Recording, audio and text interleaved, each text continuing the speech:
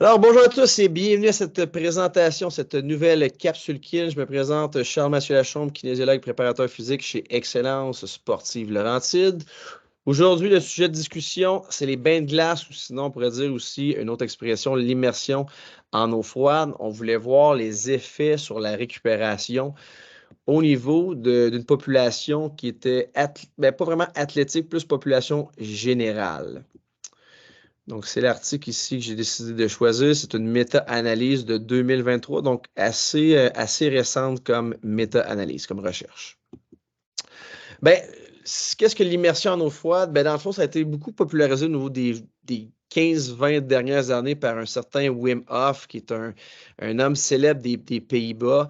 Lui qui a réussi des records du monde, des records Guinness de nager en eau froide sous des glaciers, de courir un demi-marathon, pieds nus, seulement vêtu d'un short en plein hiver. Donc, ça a été vraiment popularisé par Wim Hof. On l'utilise à cette heure maintenant chez les populations athlétiques. Pourquoi utiliser l'immersion en eau froide? Ben, nos athlètes ont de plus en plus des contraintes au niveau de l'entraînement. Ils ont des entraînements multiples dans une semaine. Ils ont souvent plusieurs compétitions. Ils ont des tournois. Donc, c'est vraiment un horaire qui est très congestionné, on pourrait dire, au niveau des demandes énergétiques et physiologiques. Donc, il y a des perturbations métaboliques puis structurelles au niveau des fibres musculaires. Donc, on cherche des méthodes pour optimiser notre récupération, comme l'immersion en eau froide. Ben, au niveau scientifique, quels sont les bénéfices de faire cette technique de récupération? Ben, c'était démontré qu'on peut diminuer les raideurs musculaires.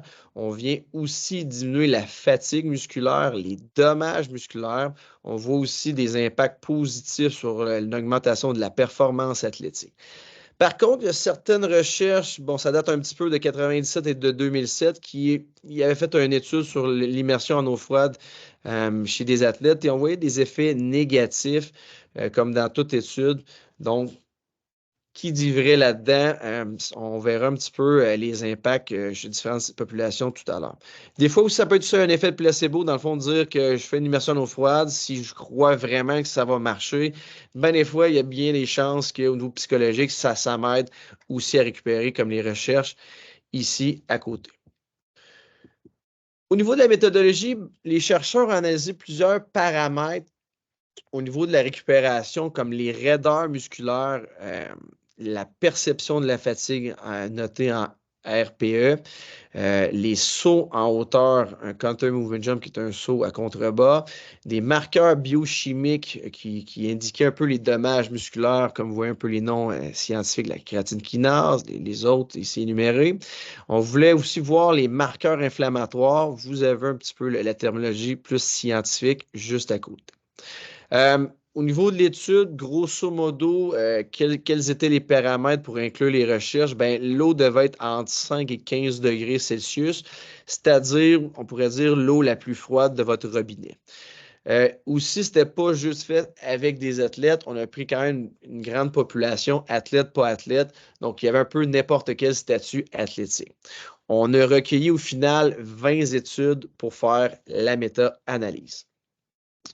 Au niveau des résultats, je vous ai un petit peu encadré en rouge les éléments qui étaient significativement positifs de l'impact du CWI, qui est un petit peu le Cold Water Immersion, donc l'immersion en eau froide. On peut voir que sur le paramètre des raideurs musculaires, lorsque vous êtes raqué après un exercice, ben, on peut voir que immédiatement les sujets, les personnes disaient avoir un effet positif sur les raideurs musculaires juste après avoir fait l'immersion en eau froide. Par contre, si on regarde, si on posait les mêmes questions à ces personnes, 24 ou 48 heures post-exercice, ben, vous voyez que c'est pas significativement positif. Donc, un impact directement après l'avoir fait, mais après ça, c'était vraiment similaire à un groupe contrôle qui n'avait pas fait l'immersion en eau froide. Si on regarde la perception de fatigue, la même chose, immédiatement après avoir fait ça, les gens se sentaient beaucoup mieux, moins fatigués au niveau musculaire. Mais ce n'était pas le cas 24 à 48 heures post-exercice.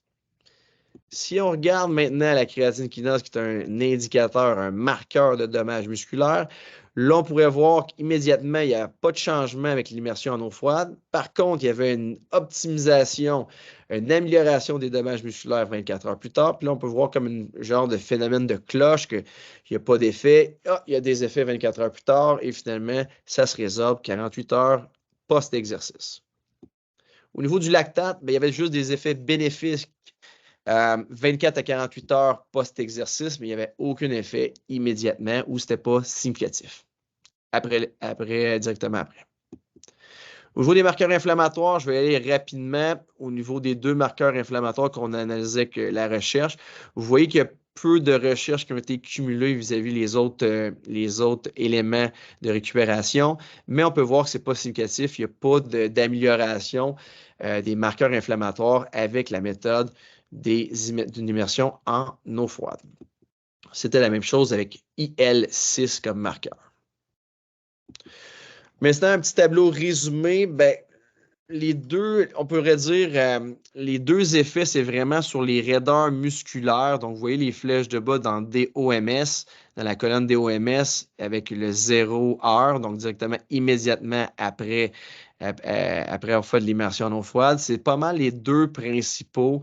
Donc, il y a une diminution de fatigue et une diminution des raideurs musculaires directement après avoir fait l'immersion en eau froide. Pour pas mal tous les autres facteurs, il y a pratiquement vraiment peu d'impact avec une immersion d'effet bénéfice avec une immersion en eau froide après l'avoir fait. On peut voir aussi qu'il y a une diminution de performance dans la première rangée. Vous voyez CMJ pour le Counter Movement Jump, les sauts. Il y avait même une diminution des sauts immédiatement après avoir fait l'immersion en eau froide. Au niveau des conclusions, c'est ce que je vous disais un petit peu précédemment. La grande conclusion de cette étude-là, c'est que l'immersion en eau froide, ça diminue les raideurs musculaires et la fatigue juste immédiatement après. Les protocoles pour les recherches étaient très hétérogènes. Vous pouvez avoir une recherche parmi les 20 qui ont rassemblé.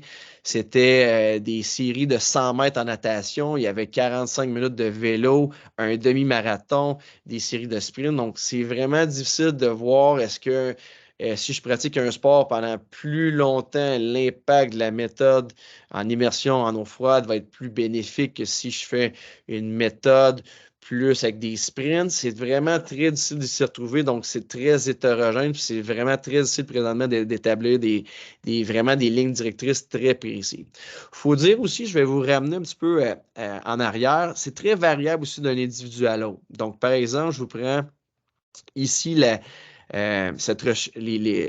pour les résultats du lactate, dans le fond, chaque ligne à l'horizontale que vous voyez dans la section, la portion de droite, devrais-je dire, si on pourrait dire toute l'étendue des données. Donc, il y en avait qui avaient des résultats très positifs, il y en a qui avaient des résultats très négatifs. Donc, c'est très variable d'une personne à l'autre.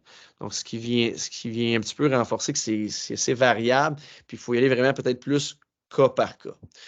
C'est très démontré que malgré que je vous démontre qu'il y a vraiment plus d'effets immédiatement sur les raideurs musculaires et la fatigue musculaire, il ne faut pas non plus négliger les mécanismes qui viennent quand même avoir un effet positif lié avec l'immersion en eau froide, comme une réduction de l'édème, une réduction aussi de la douleur, ça diminue aussi les résidus métaboliques à éliminer. Ça fait aussi une vasoconstriction, le froid vient vraiment réduire le volume sanguin, ça améliore le retour veineux, ça diminue les résidus métaboliques. On voit aussi que le froid a un effet sur la condition nerveuse de 10 à 33 %. Donc, ceux qui ont tendance à avoir plus des spasmes musculaires, des muscles très tendus en post-exercice, ça pourrait même aider peut-être plus à la récupération. Et je vous ai dit tantôt précédemment que il y avait une diminution immédiatement après avoir fait l'immersion en eau froide pour les sauts en hauteur. On remarque avec l'étude de Burn et Ekblom en 1979 que ça diminue la hauteur de saut de 4,2 % pour chaque degré Celsius diminué à votre corps. Fait que plus votre corps est froid, plus la distance en hauteur que vous allez faire avec un saut en hauteur va être diminuée. Donc, ça explique les relations avec l'étude. Donc, au niveau des recommandations pratiques, grosso modo, C'est un 10 à 15 minutes en eau froide qu'on devrait faire. Ça peut être aussi 2 séries si vous voulez le fragmenter pour faire 2 séries de 5 minutes. L'eau doit être assez froide, donc 10 à 15 degrés. La recommandation pratique, c'est vraiment l'eau la plus froide de votre robinet de votre douche ou votre bain. Et ça va être à peu près à 10-12 degrés. Vraiment, priorisez-le. Ce n'était pas dans l'étude, c'est d'autres études que j'ai pu lire récemment. Ben, c'est vraiment à prioriser la méthode d'immersion en eau froide lorsque vos semaines sont vraiment volumineuses ou vraiment intenses, comme un camp d'entraînement, un tournoi, des choses comme ça. Parce que si vous faites à répétition, ça va un peu bloquer l'inflammation. L'inflammation, oui, c'est pas bon, mais d'en avoir un peu, votre corps va s'adapter à ce stimulus-là et ça va être profitable pour votre corps qui va devenir plus résilient. Donc, vraiment prioriser lorsque vous avez beaucoup de volume ou c'est très intense ou très dense. C'est vraiment un horaire qui est très congestionné, on pourrait dire. J'aimerais en terminant remercier nos nombreux partenaires pour rendre disponible cette capsule KIN. Je vous souhaite une excellente fin de journée. Merci beaucoup.